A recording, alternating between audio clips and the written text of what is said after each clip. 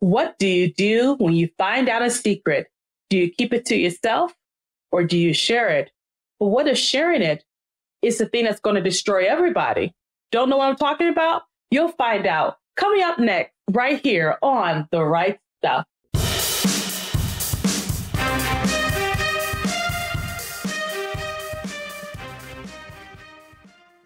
Hi, and welcome to The Right Stuff. I'm the Queen, Parker J. Thank you so much for joining me. Today, we're going to have a phenomenal time as I talk to my guest co-host and contributor today, Esther Espinoza. She is the author of the book, Giselle, The Secret of the Locket. It's part of the Charlotte Bay series, available wherever books are sold. And she is joining us all the way from down under. I cannot wait to have you talk to her in just a few moments. As always, we want to thank you for your support. We have been showcasing Christian authors worldwide for the past 9 years. And as God gives us grace, we'll continue to do so. To find out how you can help out, simply go to patreon.com/rightstuff and see what you can do. And as always, we covet your prayers. To stay up to date with PJC Media, simply go to pjcmedia.net, click on that pink follow button, and you'll never, ever have to miss a show.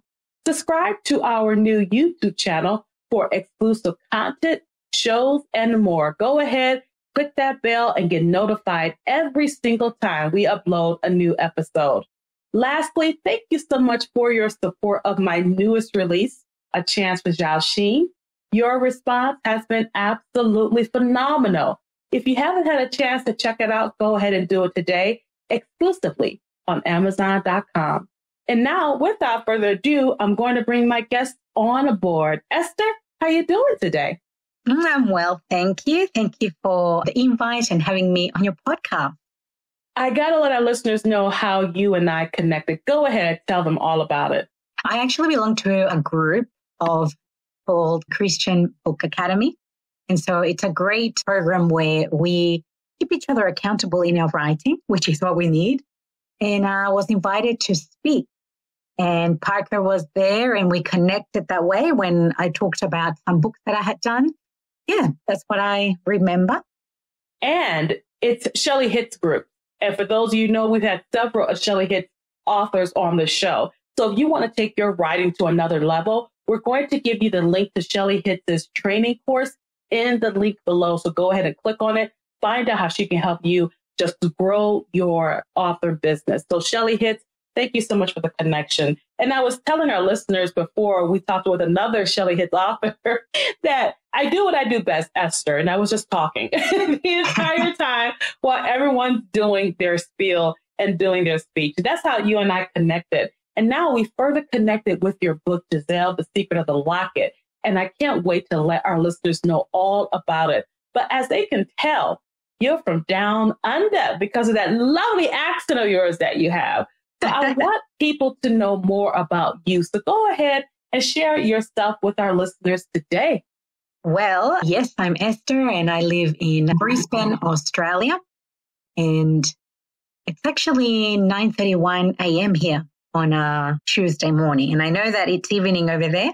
And I've had this passion for writing. I've started a ministry with my sisters a few years ago where we did magazines for teen girls. And that passion for writing and letting others know about God in a kind of interesting way has always stayed with me.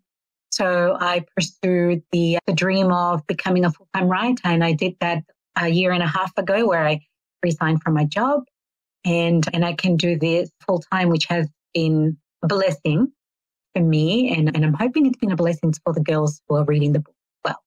I remember when I made that same leap of faith back in 2019 when I decided to become a writer full-time. And it definitely is a leap of faith because now you go from the stability of having a regular 9 to 5 to guess what? We're going to use all of our creative energy and do what we always wanted to do. But one thing is that the desire has always been in you. And so my question for you, and this is a fun question I like to ask our authors sometimes.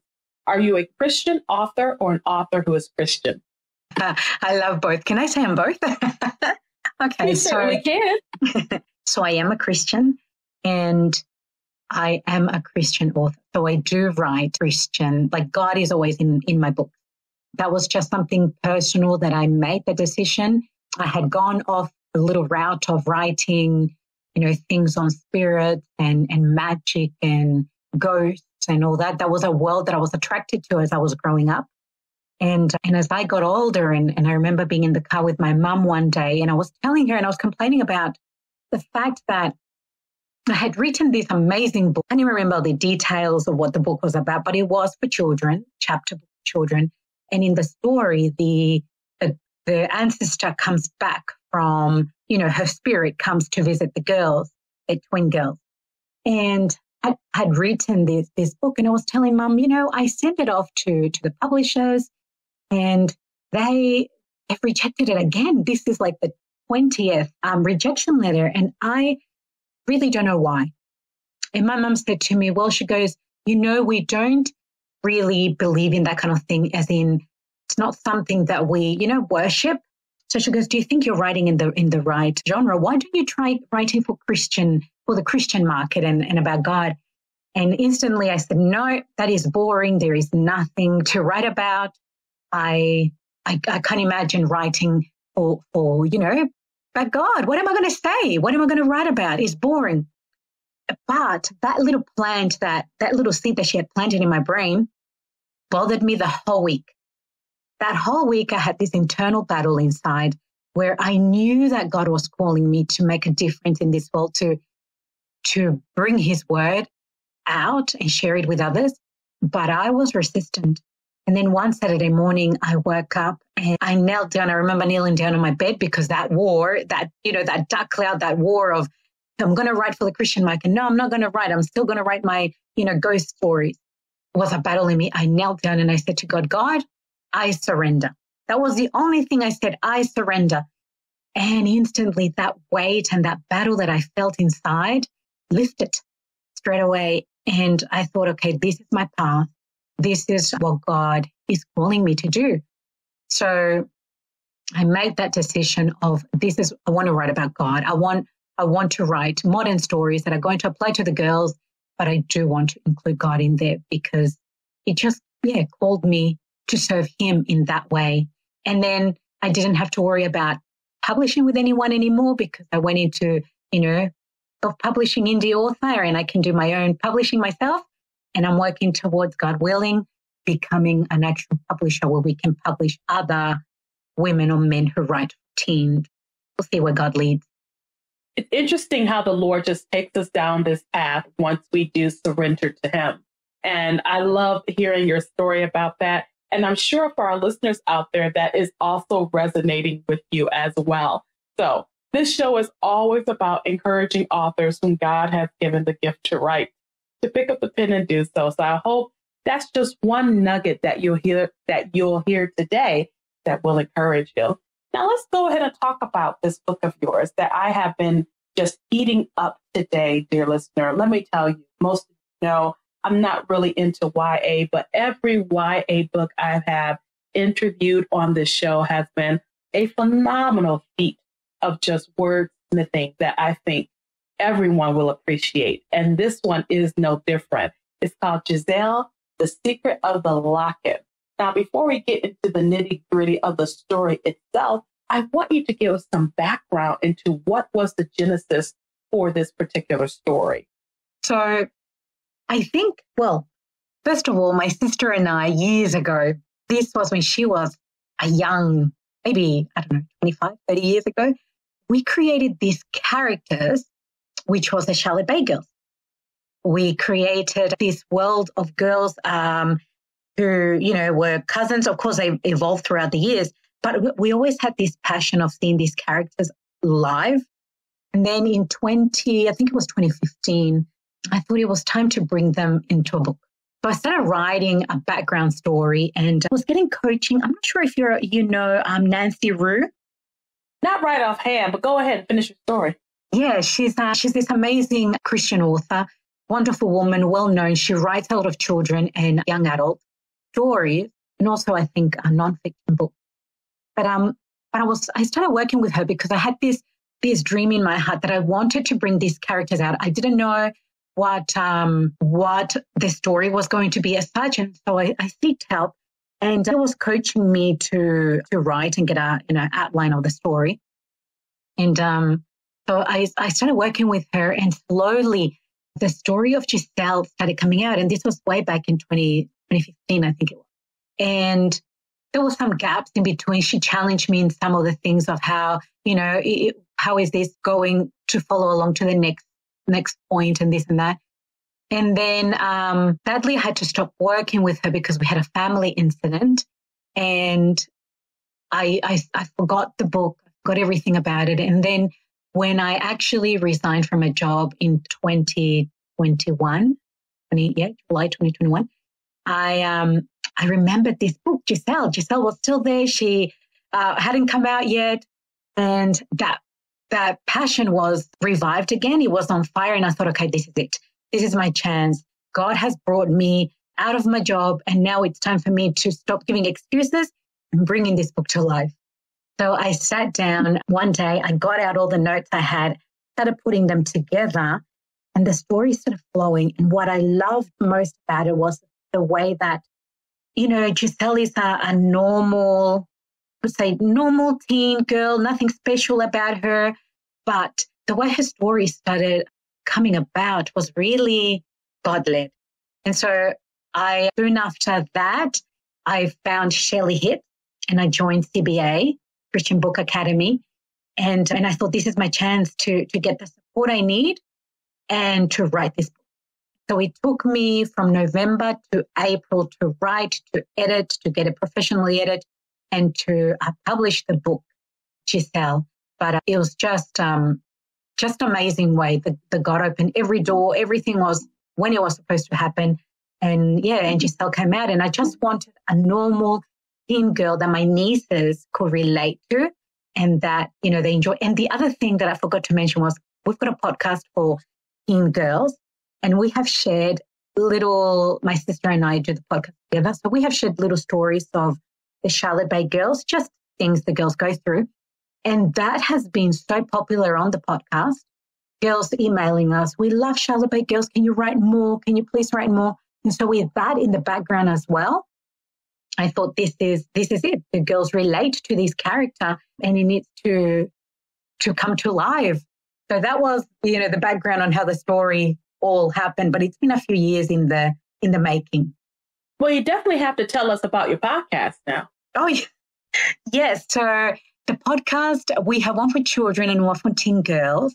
The teen girl one is called GG Teen Radio, and GG stands for Gorgeous in God's Image. So it's an acronym, and it's every Monday, and we just share topics with the girls during that month. So for example, the month of February, it was all about gratitude, being grateful. So we share stories. We buy a license so that we can feature Christian artists. We can give girls another music choice that they can listen to with artists. And then, and we link the story to something biblical of God wants us to learn. So that has been a blessing actually for us and for the girls listening. And we have girls in the States and all over listening to them. So it's really exciting. You said you had 2 podcasts.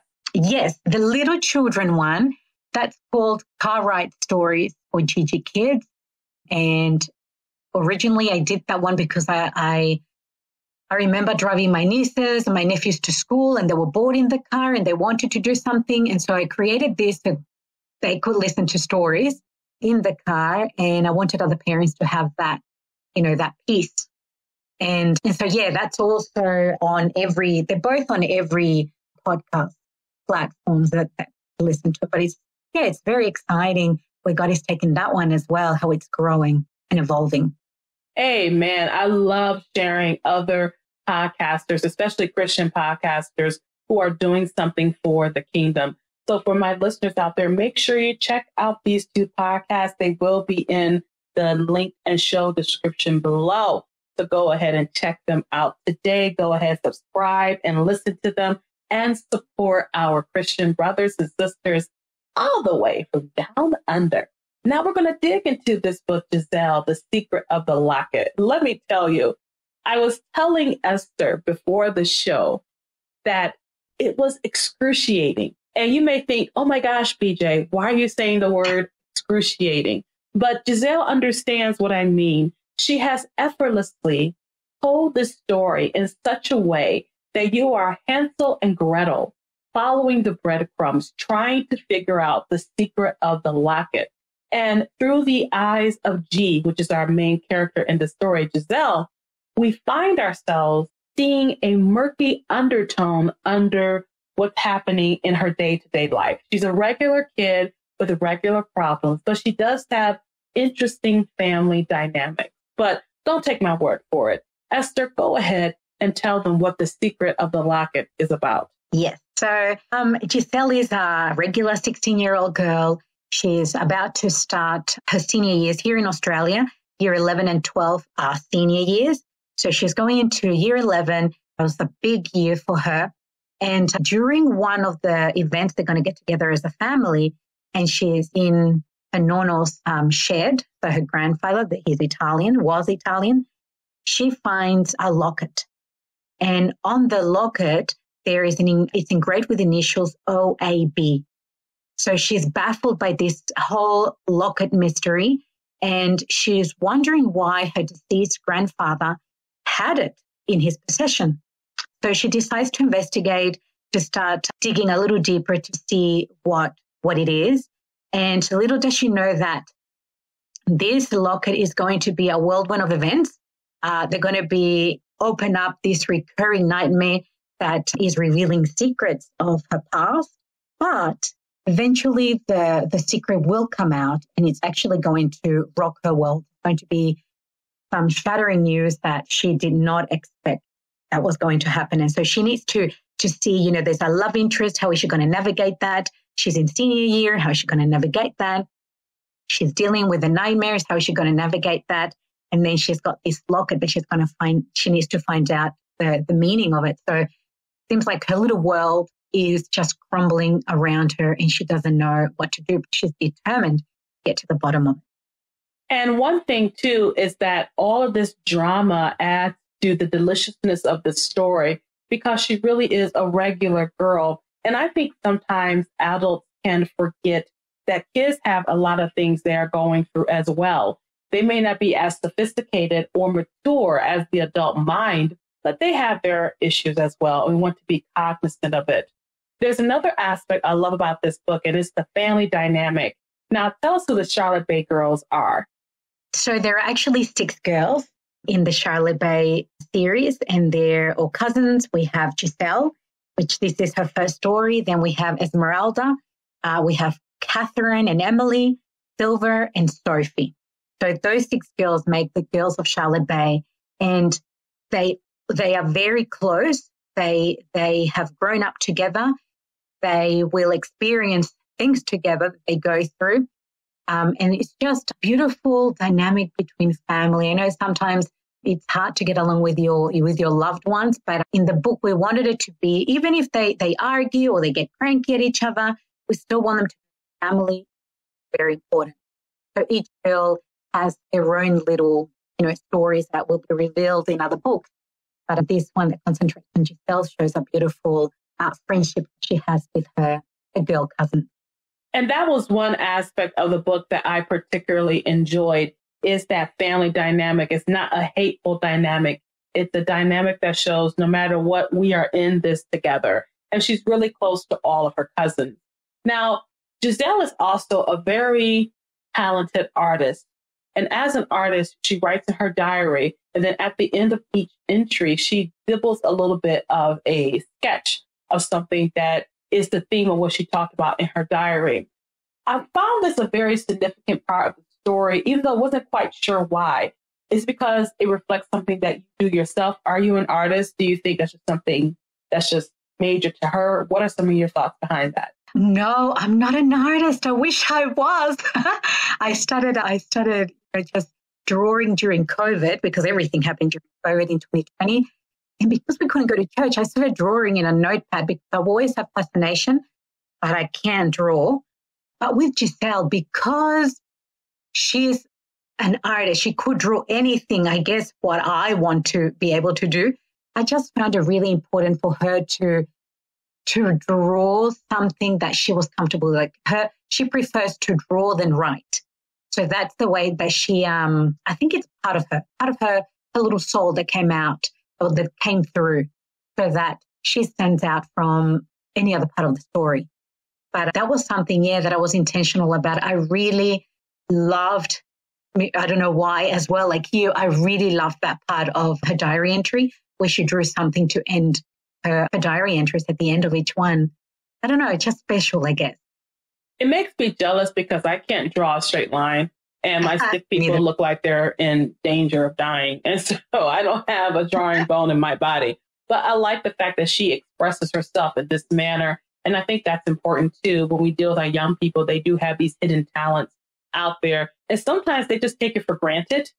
Because when she was drawing, I had this vision of how she drew her pictures. And she probably drew it very effortlessly without thought at all, where I would be going, I need the protractor, the ruler, the pencil, I need a book, I need rule paper, grid paper, and then I need someone to help me with all of that. But I think that's why I really enjoy that aspect of her diary. Another aspect I love is that she has a close relationship with, by the time you get to the beginning of the book, you find out her grandfather is deceased, but she had a very close relationship with her grandfather. What is the backstory behind her grandfather and why he's added as a very essential character to this narrative? So her grandfather, when through the story, because she used to live in London with her parents, and Giselle, that is, she used to live in London with her parents. And after her father passed away, then her mum and Giselle moved back to Australia, and they went to live with the Nonno and the grandma. So the relationship grew from that, grew where he supported he was her biggest supporter in her drawing. He would buy her things so that she could draw. She would draw little images for him, like at the beginning of the book where she finds that still has a drawing that she did on a little canvas. And so he was one of the biggest cheerleaders in her life. And because she didn't have a father, that male figure, and her Nonno became her everything. He became her someone she leaned on. And because he had no children at home, she became his, everything. So they had this beautiful connection of love between them. They came together during a hard time of Giselle, and he was there to help her through it. There is everything in this book, dear listeners, so go ahead and pick up your copy of Giselle, The Secret of the Locket. It's available wherever books are sold. You're going to love it because you're going to get an idea of what life, I guess, is like in Australia, at least a fantasized life. They're all rich in this book. No, I'm just joking. And where the book they are. But they're also just really down to earth, young kids getting along, trying to make do with what's happening in their lives. And the characters are all well fleshed out. Even the side characters are fleshed out. And just this family dynamic is just absolutely phenomenal. I think parents will definitely enjoy this book. It's a wholesome, clean read for your young adult, but it's not safe. I don't want to say safe, clean read because she does deal with some really interesting problems. One of the things she deals with is how much do you tell your parents? How much do you pray? How much do you really believe God for what it's going for? So there's a lot going on in Giselle's young life that I want you to find out by getting your copy of Giselle, The Secret of the Locket, available today wherever books are sold. Now, in the few moments that we have left, Esther, what are your next projects? So currently I'm working on, it's called The Royal Palace. So it is 6 women of the Bible, 6 royal women of the Bible they compile stories in a book, 6 of them, and then it's going to come with an accompanying Bible study that the girls can study in a group or by themselves, and they will learn more about each of these girls and how their life in the Bible applies to them today. So that's been a really exciting project, and I'm also finishing another book for children. I'm up to the putting all the illustrations together, not drawn by me. We've got an amazing artist, Katie, here in Australia. She does all my drawings, and she just sent me all the illustrations that I'm doing for this children's book. So there's a few projects that I'm working on, and I just can't wait. I'm an impatient project maker, I want things to be done today. But, with book writing and everything, it takes a few months, but it's worth it. If people want to get in contact with you, where can they find you online? So the website is called Gigi, so Gigi, gigistorylibrary.com.au. And we have the books we have available here in Australia as well as available internationally. And the podcast details are on there. And the Royal Palace Bible study set as well is that you can find. In the few moments we have left, Esther, go ahead and encourage our aspiring authors out there today. Oh, to our aspiring authors, don't give up. You have a message to give. You have been blessed with the gift of writing. Writing is not easy. And if you have a book inside of you, do it. Whatever you're doing, keep going because it's going to be worth it. So many people are going to be blessed by what you have to offer. And I think our world needs more good things in it. And also keep writing, even in your spare time. And even if it's 15 minutes every day, try to write because that's going to help you, first of all, your creativity. And second of all, it's amazing what you can create in 15 minutes a day. And if you do that for a few months, you'll have your book done and ready to be published. Esther, thank you so much for being with us on the show today. And I cannot wait to have you back and have you back real soon. Thank you so much for having me on. I've loved it. And I'm admiring your beautiful work that you do of all your books. And we were talking today to Esther Espinosa. She's the author of the book, Giselle, The Secret of the Locket. It's available wherever books are sold. So make sure you go ahead and pick up your copy today. Let me tell you, you are going to definitely enjoy this story. One thing I loved about this story is just how relatable the characters were. For some of you who may be tired of YA because you think it's highly sexualized or there's all this angst and all of that, this is not that book. And let me be clear, the actual name that the book is written under is Maze E. and Stephanie G. So I need to make sure. Esther is the one who wrote it with her sister. So you're going to look for Giselle, The Secret of the Locket, written by Maze E. and Stephanie G. And that information will be in the show notes below. At the end of the day, I want you to take the words that Esther said. Take these to heart. Take them to heart. Go ahead, pick up the pen, and write stuff. Thank you so much for joining me for this edition of The Right Stuff. I'm the Queen, Parker J., and you have a wonderful, absolutely glorious, blessed day.